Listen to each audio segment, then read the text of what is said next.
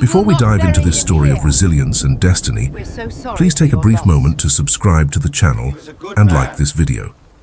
Your support helps us continue telling stories that matter. Now, let's enter the ballroom.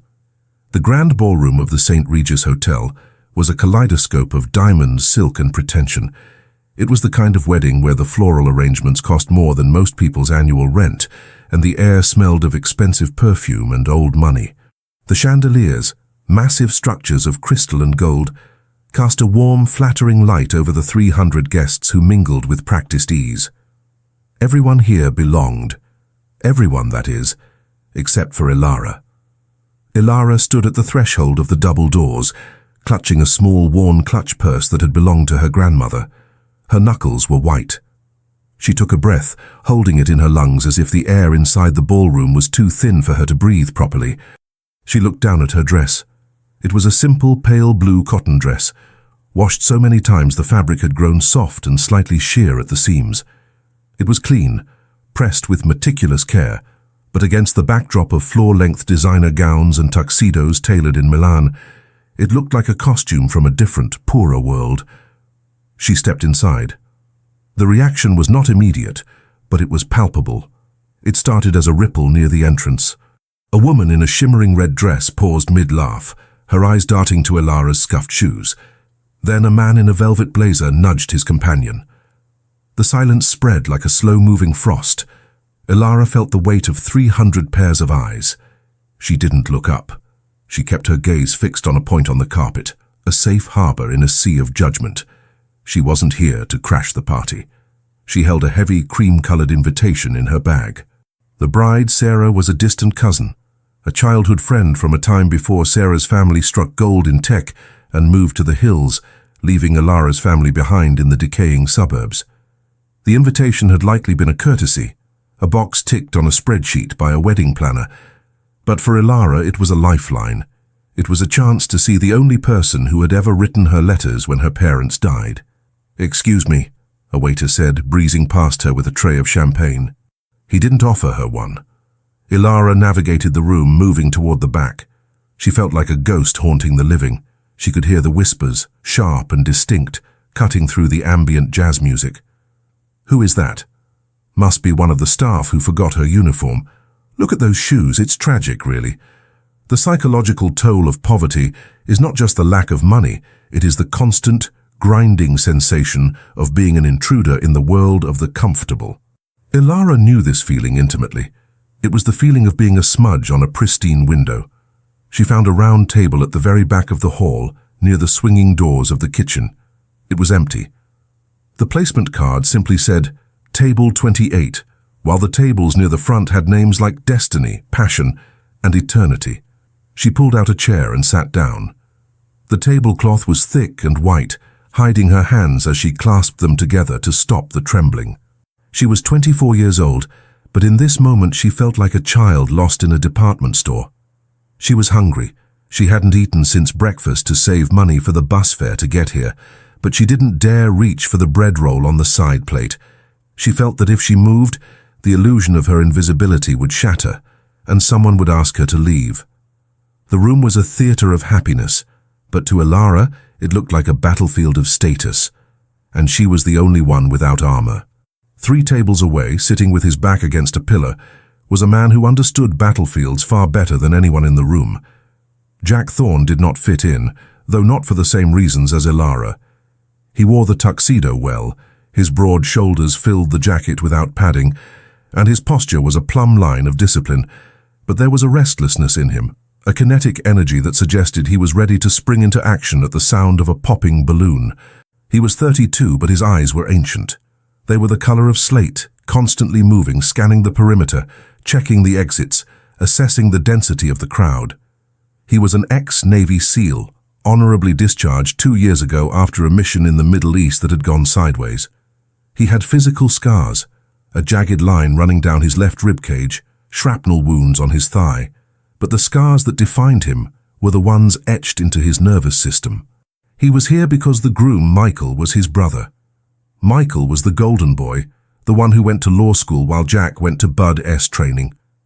Michael lived in a world of contracts and lawsuits, Jack lived in a world of life and death. They loved each other, but they were strangers. Jack took a sip of water. He didn't drink alcohol anymore. It dulled the senses, and Jack needed his senses sharp. He felt the familiar itch of anxiety, hypervigilance. The loud laughter of the guests sounded like screaming to him. The sudden flash of a camera felt like a muzzle flare. He grounded himself, focusing on his breathing. 4 seconds in, 4 seconds hold, 4 seconds out. "You okay, Jack?" Michael asked, stopping by the table on his way to greet a senator. "Fine," Jack lied, forcing a smile that didn't reach his eyes. "Just pacing myself." "Try to enjoy it, man. It's a party," Michael laughed, clapping him on the shoulder before moving on. Enjoyment was a foreign concept to Jack. Survival was his baseline. He resumed his scan of the room, analyzing the threats. No physical threats here, just social ones, pretense, ego, deceit. And then his scan stopped. His eyes locked onto table 28. He saw the girl in the blue dress. Jack had been trained to notice details that others missed. He didn't just see a poor girl in an old dress, he saw the body language of a survivor. He saw the way she sat with her back straight, but her head slightly bowed, a defensive posture protecting the vital organs. He saw the white-knuckle grip on her purse. He saw the tremor in her hands. But mostly, he saw the isolation. He watched as a group of bridesmaids walked past her table. They didn't look at her, but they giggled, their eyes sliding over her as if she were a piece of furniture that had been placed incorrectly. He saw the girl flinch, a microscopic movement that only someone trained in reading micro-expressions would catch. Jack felt a surge of anger. It wasn't the hot, explosive anger of a bar fight. It was the cold, calculated fury of witnessing an injustice. He had seen this dynamic in war zones, the strong preying on the weak, the in-group dehumanizing the out-group. It disgusted him. He looked around his own table. He was seated with a group of investment bankers who were discussing the fluctuating price of lithium. They were loud, confident, and completely oblivious to the human being suffering in silence 20 feet away. Jack knew he shouldn't get involved. He was the crazy brother, the damaged vet. He was supposed to sit still, smile for the photos, and not cause a scene. But Jack Thorne operated on a code. You don't leave a teammate behind. And looking at that girl, terrified and alone in a room full of people, he realized something that made his heart hammer against his ribs. She was the only other person in this room who was actually fighting a war. She was his teammate. The ceremony was about to begin. The guests were being ushered toward the center of the room where a makeshift aisle had been created. The lights dimmed slightly, focusing on the floral archway. Ilara remained seated. She knew she shouldn't stand in the aisle. She would block the view of the important people. She decided she would watch from her seat, peering between the heads of the standing guests. She felt a lump in her throat. She had come here, hoping to reconnect with Sarah, hoping for a shred of kindness, but the reality was a cold slap in the face. She was foolish. She didn't belong here. She began to gather her things. I should just leave, she thought. I can sneak out the back door before the bride arrives. No one will notice. She started to push her chair back. The legs scraped against the floor, a harsh sound that made her freeze. Is this seat taken? The voice was deep, resonant, and calm. It wasn't a question asked out of politeness. It was a statement of intent. Ilara looked up. Towering over her was a man who looked like he had been carved out of granite. He was wearing a tuxedo that fit him perfectly, but he wore it with the indifference of a man who would be just as comfortable in body armor. His hair was cut short, military style, and his jaw was set in a firm line. But it was his eyes that stopped her breath. They were intense, grey, and focused entirely on her. There was no pity in them. There was only recognition. Ilara's mouth opened, but no sound came out. She panicked. Was he security? Was he here to escort her out? I was just leaving, she stammered, her voice barely a whisper. I didn't mean to. I didn't ask if you were leaving, Jack said gently. He pulled out the chair next to her. Not the one across from her, but the one right beside her. He sat down, his movements fluid and controlled. He turned his chair slightly so that his body shielded her from the rest of the room. I asked if the seat was taken. Ilara stared at him, bewildered. No, It's not. Good, Jack said. He settled in, crossing his legs and placing his hands on his lap. Because I'm tired of listening to people talk about the stock market. My name is Jack. He extended a hand. It was large, calloused, and scarred. Ilara looked at the hand, then at his face. She hesitated. Touching him felt like crossing a line, breaking a rule she didn't know existed. Slowly she reached out. Her hand was small and rough from years of manual labor. Ilara, she said softly. Nice to meet you, Ilara, Jack said. He didn't shake her hand limp-wristed like the other men at the party might. He held it firmly, a handshake that conveyed respect. You look like you could use some backup. Backup? She asked, confused. Company, he corrected himself, a faint smile touching the corner of his lips. You shouldn't be sitting alone at a wedding. It's bad luck. A hush fell over the nearby tables. The guests had noticed. The groom's brother, the war hero, the mystery man, had just abandoned the VIP table to sit with the girl in the cotton dress. The woman in the red dress whispered furiously to her husband. Eyes were darting toward them like arrows. Ilara felt the heat rise in her cheeks. Everyone is staring, she whispered, looking down. You shouldn't be here. You'll embarrass yourself.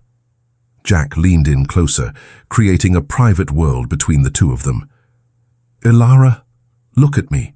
She lifted her eyes. I've been in places where people stared at me through the scope of a rifle, Jack said, his voice low and steady. Trust me, a few people in expensive clothes looking at us doesn't scare me.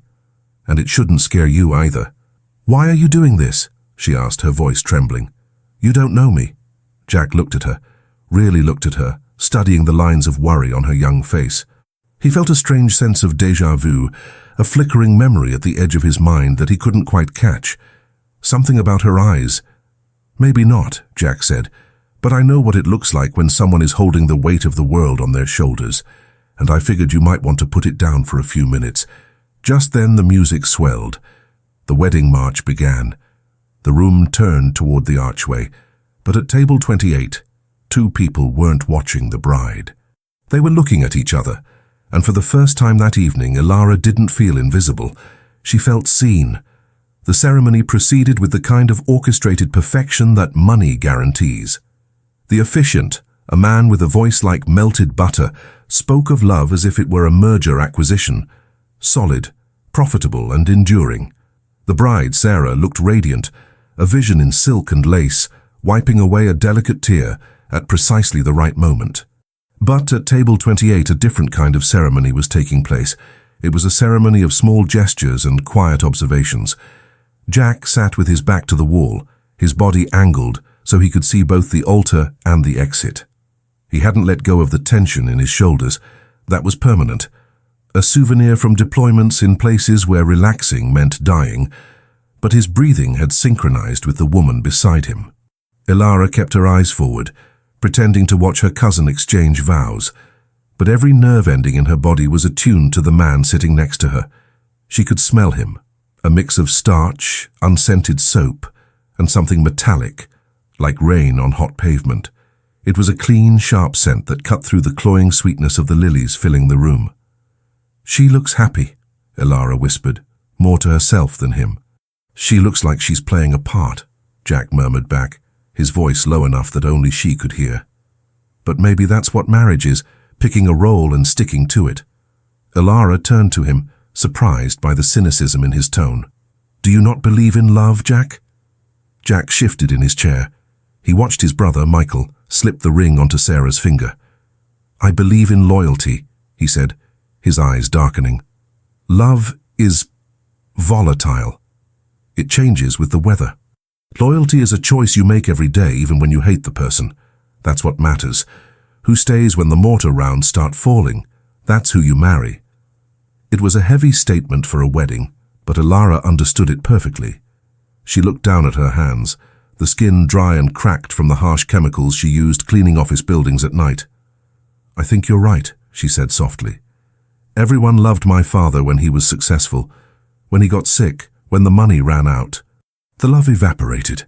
Only my mother stayed. That was loyalty. Jack looked at her then, his gaze dropping to her hands. He saw the raw knuckles, the absence of a manicure, the short, practical nails. In a room full of soft, pampered hands that had never lifted anything heavier than a credit card, hers told a story of labor and survival. He felt a sudden, fierce respect for her. "What do you do, Ilara?" he asked. "I work," she said simply. "I'm a waitress at a diner during the day, and I clean offices at night." She paused, bracing herself for the pity that usually followed this admission. "It pays the rent, barely." Jack didn't offer pity. He nodded, an approving tilt of his chin. "Honest work. Keeps you grounded. Better than half the people in this room who make money moving numbers around a screen." "You're the groom's brother," she pointed out. "Aren't you part of this world?" Jack let out a short, dry laugh. "Genetically, yes. Spiritually, I haven't been part of this world since I was 18. I enlisted to get away from the pretension. I've spent the last 10 years sleeping in dirt and eating MREs. He gestured vaguely at the crystal chandeliers. "This feels like a hallucination. I keep expecting someone to yell 'cut' and the set to fall apart." "I feel like an intruder," Ilara confessed, the words tumbling out. "I shouldn't have come. Sarah and I were close when we were kids. Before her dad's company took off, I thought she might want to see me. But I'm just a reminder of where they came from, a stain on the picture." "You're not a stain," Jack said firmly. "You're the only real thing here." The officiant announced the couple as husband and wife. The room erupted in polite applause. Jack didn't clap. He just watched Ilara. He noticed how she flinched at the sudden noise, her shoulders hiking up toward her ears. Trauma, Jack's mind registered. "She's jumpy." "Why?" he wanted to ask, but the spell was broken. The ceremony was over, and the reception was beginning. Waiters flooded the room with wine bottles, and the volume of the chatter rose to a deafening roar. "Stay close to me," Jack said, standing up and offering her his arm. It wasn't a request. "We're going to navigate this minefield together." Ilara looked at his arm, solid, dependable. For the first time in years, she didn't feel like she was drowning. She slipped her hand through the crook of his elbow. "Okay," she whispered. Dinner was a 5-course affair that seemed designed to confuse anyone who hadn't attended finishing school. There were 3 forks, 2 spoons, and a knife for butter that looked like a surgical instrument. Ilara sat stiffly, terrified of using the wrong utensil. She could feel the eyes of the table across from them, table 27, populated by Sarah's sorority sisters, burning into her back. "Start from the outside and work your way in," Jack said quietly, noticing her hesitation. He picked up his own salad fork and stabbed a piece of arugula with deliberate lack of grace. "And if you mess up, just look at them with absolute confidence. If you do it confidently enough, they'll think they are the ones doing it wrong." Ilara smiled, a small, genuine smile that lit up her face. It transformed her. For a second, the worry lines smoothed out, and Jack saw a glimpse of the girl she might have been if life hadn't been so hard on her. "Jack!" The voice was shrill and demanding. A woman in a sequined emerald dress approached their table. She was holding a champagne flute and swaying slightly. It was Lydia, the maid of honor. "Jack Thorne," she said, leaning heavily on the back of Ilara's chair, invading her personal space. "What are you doing back here in Siberia? You're supposed to be at the head table. Your mother is having a conniption." Jack didn't look up from his salad. "I'm comfortable where I am, Lydia." Lydia's eyes drifted down to Ilara. Her gaze was like a scanner at a checkout counter, tallying the cost of Ilara's outfit and finding it wanting. She smirked. "And who is this?" Lydia asked, her voice dripping with faux sweetness. "I don't think we've met. Did you crash, honey? The staff entrance is through the kitchen." The insult was precise and brutal. Ilara went pale. She began to push her chair back, ready to bolt. This was what she had feared. This was the confirmation that she was unwanted trash. But before she could move, Jack's hand shot out and clamped over hers on the table. It was a grounding weight. He looked up at Lydia. His face was completely expressionless, which was far more terrifying than if he had been angry. His eyes were like 2 chips of ice. "Lydia," Jack said, his voice dropping an octave, "this is Ilara. She is a guest of the bride, and she is currently my dinner companion. If you speak to her with anything less than the respect you would show the Queen of England, we are going to have a problem." Lydia blinked, taken aback. "I was just joking, Jack. God, you're so intense. It's a party." "I don't find it funny," Jack said. "Go back to the head table. Tell my mother I'm conducting diplomacy." Lydia opened her mouth to retort, looked into Jack's eyes, and decided against it. She huffed, spun on her heel, and stalked away. Under the table, Ilara's legs were shaking. "You didn't have to do that. She's right. I don't fit in." "She's not right," Jack said, releasing her hand, but leaving his arm resting near hers. "She's insecure. People like that. They need to step on others to feel tall. I've seen it in the platoon. I see it here. It's weakness masquerading as strength." He turned to her, his expression softening. "Ilara, look around. What do you see?" She looked at the room. "Rich people. Happy people." "No," Jack corrected. "Look closer. Look at the man at table 5. He's checked his watch 4 times in the last minute. He's bored and anxious. Look at the couple at table 12. They haven't said a word to each other in 20 minutes. They're miserable. You see money. I see people who are trapped in a performance." He leaned in. "You and I, we're the only ones who are free. You have nothing to lose here, and neither do I. We can just be." The waiter arrived with the main course, filet mignon with truffle reduction. He placed the plates down. "Eat," Jack commanded gently. "I bet you haven't had a good steak in a while." "I haven't had steak in 3 years," Ilara admitted. "Then enjoy it." "You've earned it just by surviving Lydia." Ilara cut a piece of meat. It melted in her mouth. Tears pricked her eyes, not from sadness, but from the overwhelming sensory overload of kindness and sustenance.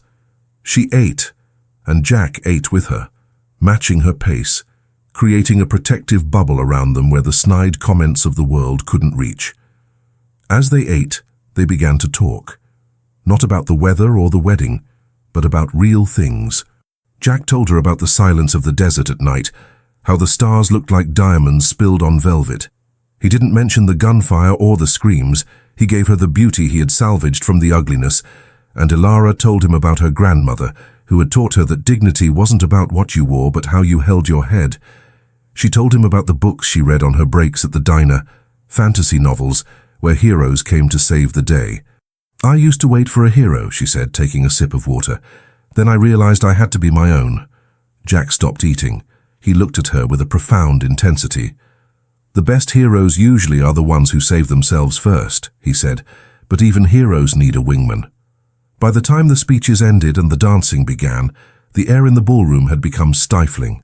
The band started playing a loud, upbeat pop song, and the dance floor flooded with people jumping and shouting. Jack flinched. The chaotic noise, the flashing lights, the enclosed space, it was triggering his fight-or-flight response. His breathing became shallow. He clenched his fists under the table, his knuckles turning white. Ilara noticed. She had spent years watching her father's health decline. She knew what suffering looked like. She saw the sheen of sweat on Jack's forehead, the way his eyes were darting around the room, looking for a threat that wasn't there. "Jack?" she said softly. He didn't answer. He was somewhere else, back in a narrow alleyway in Fallujah, the sound of the bass guitar morphing into the thumping of a heavy machine gun. Ilara didn't panic. She acted. She reached out and placed her hand on his forearm, applying firm, steady pressure. "Jack," she said, her voice cutting through the noise, calm and authoritative. "Jack, look at me. You're at the St. Regis. You're safe. It's just a band." Jack blinked, the haze clearing slightly. He looked down at her hand on his arm, then up at her face. Her eyes were brown, warm, and anchored him to the present. "Too loud," he gritted out. "I know," she said. "Let's go." "I saw a balcony door behind the chocolate fountain." She stood up, not waiting for him to agree, and pulled him gently. He followed. For a man who could bench press 300 pounds, he allowed himself to be led by a girl who looked like a strong wind could blow her away. They slipped out the side door and onto the terrace. The silence was instant and blissful. The cool night air hit their faces. They were high up, overlooking the city skyline, a grid of golden lights stretching out to the horizon. The noise of the party was muffled behind the thick glass. Jack walked to the stone railing and gripped it, breathing in deeply. In, out, in, out. He shook his head, angry at himself. "I'm sorry," he said, his back to her.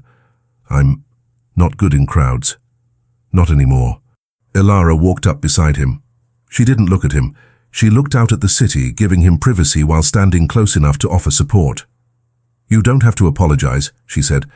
"My dad, towards the end, he got confused. He would get scared of the toaster popping or the phone ringing. It's not your fault. The world is a loud place." Jack turned to look at her. The moonlight washed over her, turning her blue dress into silver. She looked ethereal, yet entirely solid. "You're good at this," he said, "calming people down." "I've had practice," she said with a sad smile. "When you have nothing, you learn to observe. You learn to read people so you can stay out of their way, or help them so they don't hurt you." Jack turned fully toward her. He took off his tuxedo jacket. The night was chilly and he saw her shiver. He draped the heavy jacket over her shoulders. It engulfed her, smelling of him and safety. "Thank you," she whispered, pulling the lapels tight. "Ilara," Jack said, his voice raspy. "Why are you really here? You said you wanted to see Sarah, but there's something else. I can see it in your eyes. You're looking for something." Ilara hesitated. She reached into her small clutch and pulled out a folded piece of paper. It was yellow with age. "Sarah wrote this to me when we were 12, she said. "It was right after my mom died.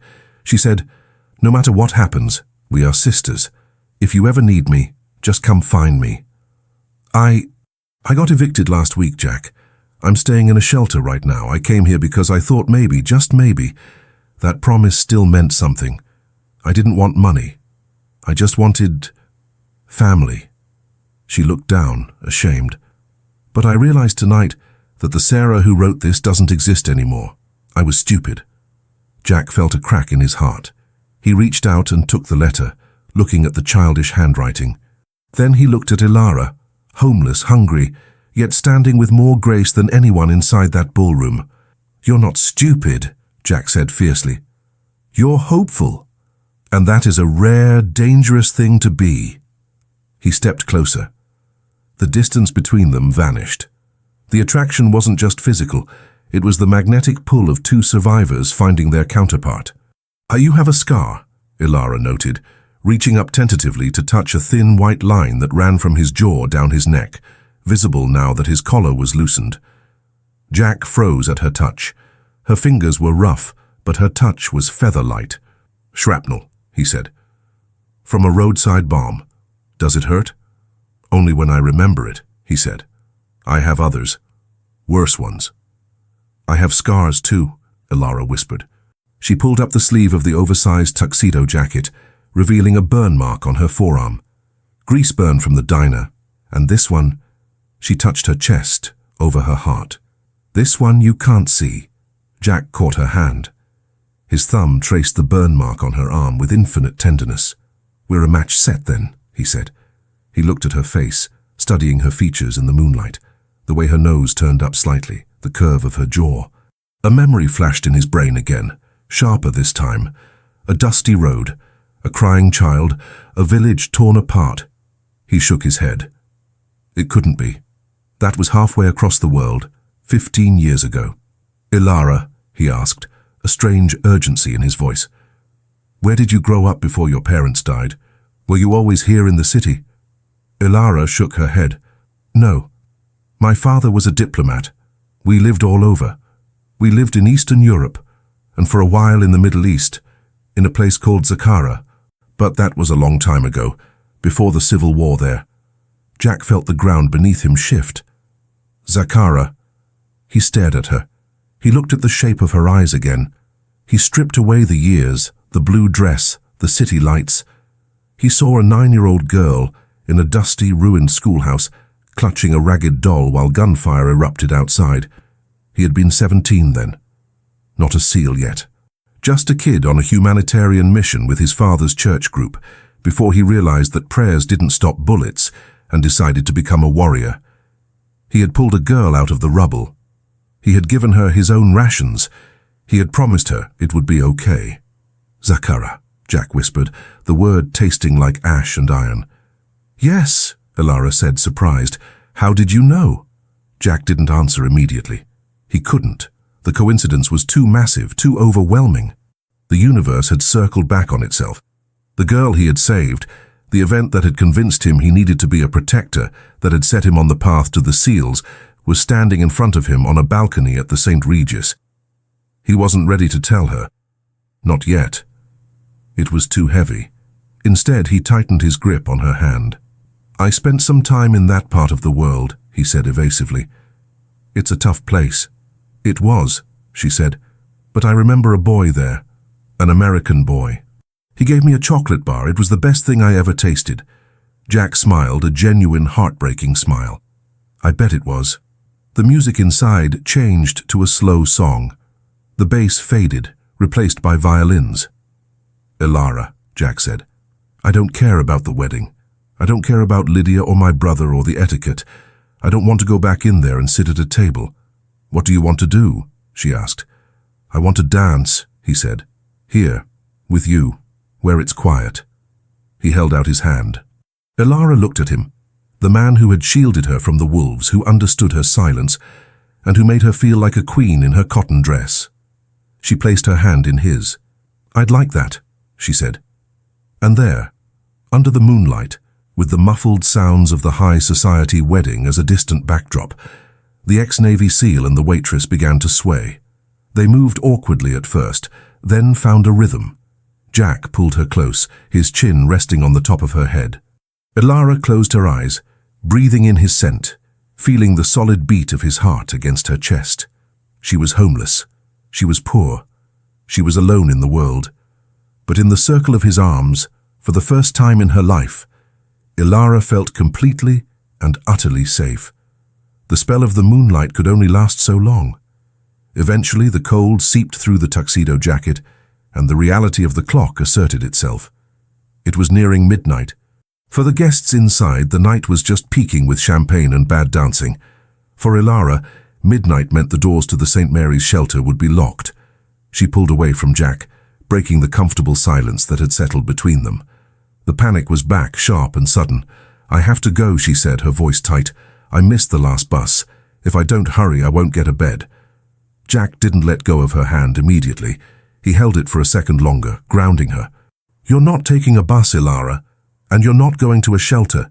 Jack, please, she said, stepping back and handing him his jacket. He refused to take it. You've been kind. You saved me from a humiliation I wouldn't have survived. But don't make this harder. We are from different planets. You go back to your family and I go back to my life. My family is in there getting drunk and talking about tax evasion, Jack said, gesturing toward the glowing ballroom. I told you I don't fit there, and I am not letting you walk out into the city alone in the middle of the night. My car is downstairs. I can't, Ilara insisted, her pride flaring up, the last defense of the destitute. I am not a charity case. Jack stepped into her space, not aggressively, but with an intensity that demanded attention. I know you're not. Charity is writing a check to make yourself feel better. That's not what this is. This is a flank maneuver. You're in a bad position, and I have the resources to extract you. Let me drive you. Anywhere you want. If you want the shelter, I'll drive you to the shelter. But I'm not letting you walk. Ilara looked at him. She saw the stubborn set of his jaw, a look she suspected had saved his life more than once. She nodded slowly. Okay, but just a ride. They walked back through the ballroom. The atmosphere had devolved into raucous partying. Ties were undone. Shoes were kicked off. As they threaded through the crowd, Ilara kept her head high. She was still the girl in the cotton dress, but walking beside Jack, she felt armor-plated. They reached the lobby. The valet, a young man with tired eyes, straightened up when he saw Jack. "Ticket, sir." Jack handed it over. A few minutes later, a matte black pickup truck pulled up. It stood out among the Bentleys and Mercedes like a wolf among poodles. It was a functional vehicle. Lifted suspension, all-terrain tires, a winch on the front. Jack opened the passenger door for Ilara. She had to hoist herself up to get in. The interior smelled of leather and coffee. It was sparse, clean, and organized. No fuzzy dice, no clutter. Just a tactical flashlight in the console and a first aid kit on the floorboard. As they pulled away from the hotel, the city lights streaking across the windshield, Ilara felt a wave of exhaustion crash over her. The adrenaline of the wedding was fading, leaving behind the bone-deep weariness of poverty. "The shelter is on 4th and Main," she murmured, leaning her head against the cool glass. Jack tightened his grip on the steering wheel. He knew 4th and Main. It was a rough district. Drug deals happened in the open. Desperation hung in the air like smog. The idea of leaving this woman who had unwittingly carried him through a flashback on the balcony, in that place, made his stomach churn. He drove in silence for 10 minutes. He checked his mirrors constantly, a habit he couldn't break. Target assessment, route planning, exit strategy. "The shelter closes its intake at 10 p.m., Jack said suddenly. He didn't look at her. Ilara stiffened. "I know the night manager. Sometimes he lets me in late." "And if he doesn't?" "Then I find a 24-hour laundromat or a bench." Jack hit the turn signal, but he didn't turn toward 4th Street. He merged onto the highway heading west. "Jack, where are you going?" Ilara sat up, alarm spiking in her chest. "My place," he said calmly. "It's quiet, it's safe. There's a guest room with a lock on the door. You are not sleeping on a bench, Ilara. Not tonight, not while I'm breathing." "I can't just go to a stranger's house," she said, her hand reaching for the door handle instinctively. "I'm not a stranger," Jack said, his voice dropping to that serious, resonant tone he had used on the balcony. "I'm the guy who ate a steak with you to spite a bridesmaid. I'm the guy who told you about the stars in the desert. And I'm the guy who remembers Zakara." Ilara's hand froze on the handle. She looked at his profile, the sharp nose, the scar on his neck, the grim determination. "You said you were just there," she whispered. "You didn't say you remembered it like I do."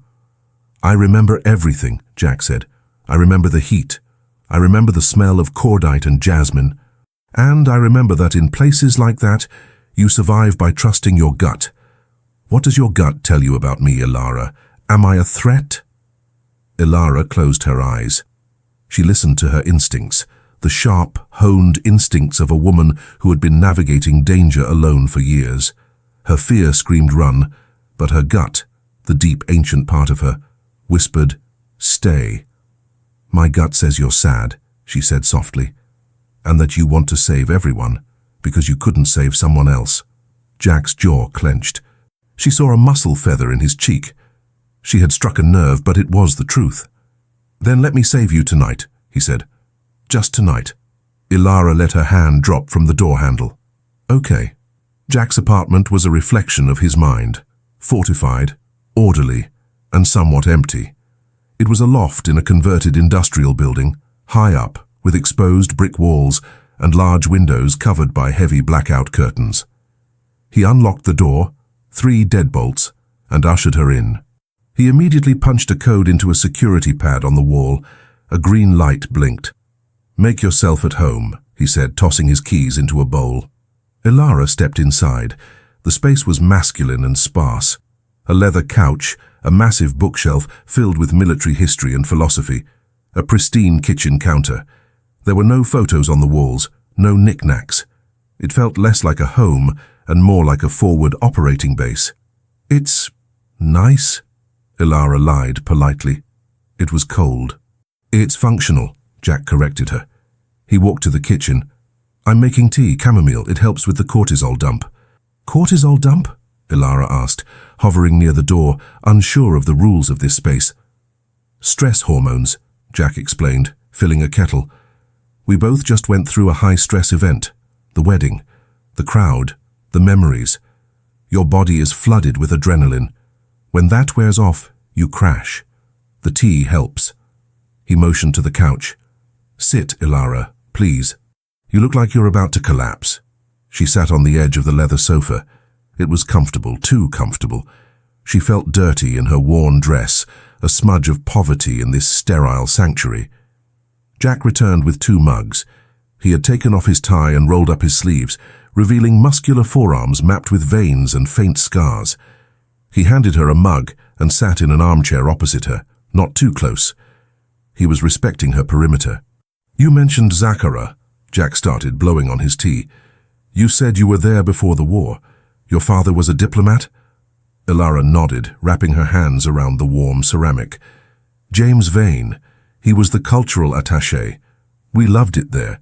The people were so hospitable. I remember the markets, the spices." Her eyes grew distant. "Then the coup happened. The embassy was evacuated, but we were separated. My dad was at a meeting in the city center when the bombing started. My mum and I were at the school." Jack went still. The ceramic mug in his hand didn't tremble, but his knuckles went white. "The international school," Jack stated, not a question. Ilara looked up, startled. "Yes. How did you know?" Jack set his mug down on the coffee table. He leaned forward, his elbows on his knees, his hands clasped. He looked like he was about to defuse a bomb. "Because I was there, Ilara," he said quietly. "I wasn't a SEAL then. I was 17. My father was a chaplain. We were part of the volunteer convoy that got sent in to evacuate the civilians when the embassy cars couldn't get through." Ilara's breath caught in her throat. The room seemed to tilt. The man sitting across from her wasn't just a kind stranger. He was a piece of her history. "You were the convoy?" she whispered. "The trucks with the Red Cross flags?"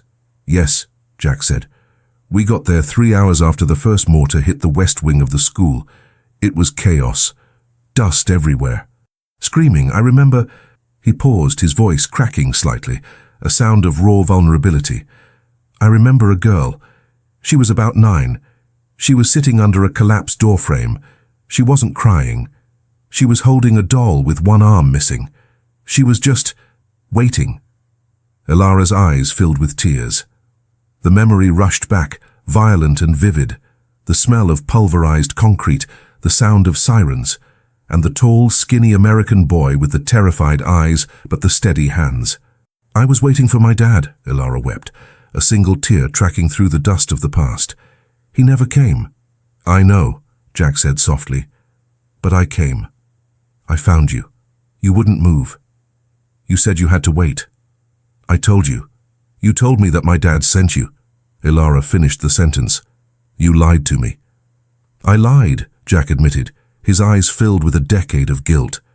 "I had to. The structure was unstable. I had to get you out. I told you he was waiting in the truck. I gave you a chocolate bar from my ration pack to get you to stand up."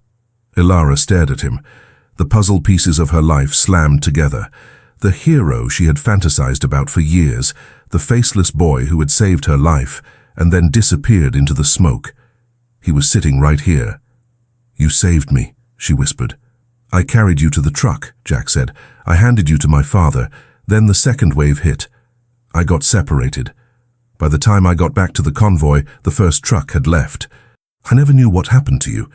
I looked for your name on the lists for years. Vane, I never found it." "They spelled it wrong on the manifest," Ilara said, wiping her face. "They wrote Bane. And after my mum died a year later, I went into the foster system. I changed my name. I wanted to disappear."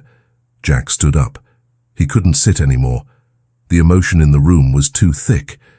He paced to the window, looking out at the city, his back to her. "I became a SEAL because of that day," he said, his voice rough. "Because I felt helpless. I saved you, but I couldn't save the others. I wanted to be strong enough to make sure no one else ever got left behind. But the irony is, I've felt like I left you behind every day since." He turned around. "I saw your face in every refugee I helped. I looked for you in every village." Ilara stood up. Her legs were shaky, but she walked toward him. She stopped a few feet away. "You didn't leave me behind, Jack," she said fiercely. "You gave me a chance. I lived, I grew up. It's been hard, yes, but I'm here. I'm alive because of you. And look at where you are," Jack said bitterly. "Homeless, hungry. While I'm sitting in a loft I bought with blood money. I didn't save you, Ilara. I just delayed the suffering." "No." She stepped closer, reaching out to touch his arm, the same way she had on the balcony. "Don't say that. You are teaching me something right now. You think you're broken, don't you? You think the war took everything from you." "It did," Jack said. "It didn't take your kindness," Ilara said. "It didn't take your ability to see a girl in a cheap dress and treat her like a princess. You are not broken, Jack, you're just hurt. Like me. The distance between them was gone. The connection was electric, forged in the fires of a war zone years ago and tempered in the vulnerability of this moment. Jack looked down at her. He saw the child he had saved and the woman she had become. He realized that saving her hadn't been a one-time event. It was a continuous line that had led him here. "You should get some sleep," Jack said, his voice gentle but final. He needed space to process this. He needed to make sure he didn't cross a line. He was a protector, not a predator. "The guest room is down the hall. Fresh sheets. I'll take the couch." Ilara nodded. She understood. This was too big to process in one night. "Thank you, Jack," she said, "for the chocolate bar, and for tonight." She walked down the hallway. Jack watched her go. When the door clicked shut, he let out a breath he felt like he had been holding for 15 years. He walked to the window and pressed his forehead against the cold glass. He had found her. The mission wasn't over. In fact, he realized with a surge of newfound purpose, the most important mission of his life was just beginning. Morning light filtered through the heavy curtains of Jack's apartment, casting long, dust-mote-filled beams across the polished concrete floor. Ilara woke up disoriented. For a fleeting second, she panicked, her muscles tensing for the familiar hard springs of the shelter cot or the cold draft of a bus station. Then she felt the high thread count sheets and smelled coffee. She sat up. She was safe. When she walked out into the living area, Jack was already awake. He was dressed in jeans and a black t-shirt standing by the stove. He moved with the same economic precision he used for everything else, cracking eggs one-handed, flipping bacon, pouring juice. "Sit," he said without turning around. "Protein is important. Your body has been running on a deficit." Ilara sat at the kitchen island. "You didn't have to do this, Jack." He slid a plate in front of her. "I know. Eat." They ate in silence for a few minutes. It wasn't awkward. It was the comfortable silence of two soldiers in a bunker. "I made some calls," Jack said, wiping his mouth with a napkin. Ilara froze, her fork halfway to her mouth. "Calls? I called a buddy of mine. He runs a logistics firm near the port. He handles supply chains for disaster relief. It's chaotic, high stress, and requires someone who can organize a mess without panicking." Jack looked at her pointedly. "I told him about you. I told him you survived a war zone and navigated a high society wedding without flinching. He wants to interview you at 1400 hours. Ilara put her fork down. A mix of gratitude and pride warred in her chest. "Jack, I don't have a resume. I don't have college degrees. I have a GED and references from a diner." "You have character," Jack said firmly, "and you have survival instincts. In my world, those are worth more than a Harvard MBA. But here's the deal. I can get you in the door. I can't keep you there. You have to do the work." "I'm not afraid of work," Ilara said, lifting her chin. "I know," Jack smiled. "And one more thing. I own a rental property, a small studio apartment a few blocks from here. The tenant moved out last week. It's empty. You can move in. Pay me rent when you get your first paycheck. Market rate, no charity." Ilara looked at him, searching his face for pity. She found none. She found respect. He wasn't offering her a handout. He was offering her a foothold. He was giving her the tools to climb out of the pit herself. "Market rate?" she asked. "Market rate," he confirmed. "Maybe a slight discount for being a good neighbor, but you pay your own way." Tears pricked her eyes again, but she blinked them back. "Okay, I accept." "Good," Jack stood up. "Now, let's go get your things from the shelter. We're extracting you." The trip to the shelter was a stark reminder of the reality Ilara was leaving behind. Jack drove the truck into the alleyway where the residents gathered. Men with hollow eyes leaned against graffiti-stained walls. The air smelled of urine and despair. Jack put the truck in park but didn't unlock the doors immediately. He turned to Ilara. "Stay close to me." "I live here, Jack. I know these people," she said. "You lived here," he corrected. Past tense. They got out. Jack's presence changed the energy of the street. He walked with a predator's grace, scanning the corners. The men who usually catcalled the women stayed silent, sensing that the man in the black t-shirt was not someone to provoke. Ilara went to the locker she had rented for $2 a week. She opened it. It contained a small duffel bag with her few clothes, a worn paperback book, and a photo of her parents. That was it. Her entire life fitted into a gym bag. She zipped it up and slung it over her shoulder. As they turned to leave, the shelter manager, a gruff man named Carl, stepped out. "Leaving us, Ilara?" he asked, eyeing Jack suspiciously. "Yes, Carl," she said, standing taller than she ever had in his presence. "I found a place." Carl looked at Jack, then back at Ilara. He sneered slightly. "Found a sugar daddy, did you? That's one way out." Jack stopped. The air temperature seemed to drop 10 degrees. He turned slowly to face Carl. He didn't raise his voice. He didn't puff out his chest. He just focused his entire lethal attention on the man. "She found a partner," Jack said, his voice terrifyingly calm. "And if you ever speak to her with disrespect again, I will come back and explain the difference to you. Do we understand each other?" Carl swallowed hard, stepping back. "Yeah, sure, no offense." Jack placed a hand on the small of Ilara's back. "Let's go." They walked back to the truck. Ilara felt a weight lifting off her shoulders, a physical sensation of shackles breaking. She tossed the bag into the back seat. "You didn't have to threaten him," she said, though a smile played on her lips. "I didn't threaten him," Jack said, starting the engine. "I educated him. There's a difference." As they drove away, leaving the shadow of the shelter behind, Ilara looked at Jack. She realized that he was saving her, yes. But in the way his knuckles loosened on the steering wheel, in the way the tension lines around his eyes were smoothing out, she realized she was saving him too. She was giving him a mission that didn't involve destruction. She was giving him a reason to come home. 6 months later, the gala for the Veterans and Survivors Foundation was held in the same ballroom at the St. Regis where they had met. It was a poetic symmetry that wasn't lost on Jack. The room was filled with dignitaries, military brass, and wealthy donors. But this time the atmosphere was different. It wasn't about vanity. It was about service. Jack stood near the podium, adjusting his tie. He hated ties, but for tonight, he made an exception. He looked out over the crowd. He wasn't scanning for threats anymore. He was looking for her. And there she was. Ilara was weaving through the crowd, holding a clipboard, directing a team of volunteers. She wasn't wearing a faded cotton dress. She was wearing a sleek navy blue pantsuit that commanded authority. Her hair was pinned back and she wore a headset. She had crushed the interview at the logistics firm. Within 3 months, she had been promoted to shift manager. Within 5, she was running the entire relief coordination department.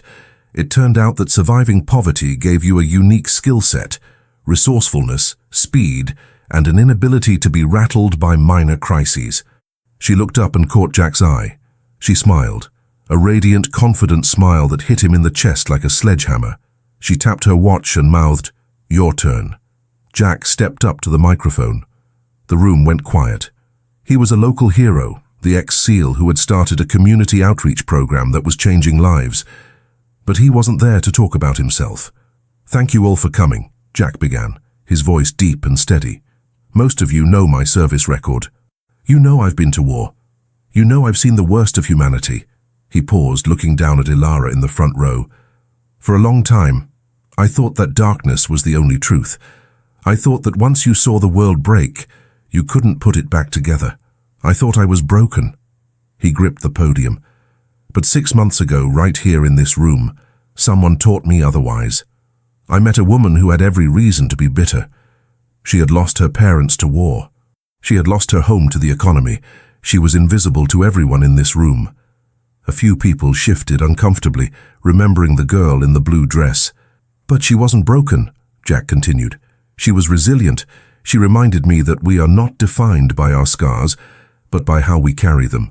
She reminded me that the strongest thing you can do is not to fight, but to build." He gestured to Ilara. "Ladies and gentlemen, the director of operations for this foundation, and the person who saved my life, Ilara Vane." The spotlight swung to her. The room erupted in applause. This time, it wasn't polite golf claps. It was genuine admiration. Ilara stood up, cheeks flushed, and gave a small wave. She wasn't hiding in the back anymore. She was front and center. Jack walked down the steps of the stage. He ignored the outstretched hands of the donors. He walked straight to Ilara. The applause faded into a respectful silence as the large, scarred warrior stood before the woman who had once been the invisible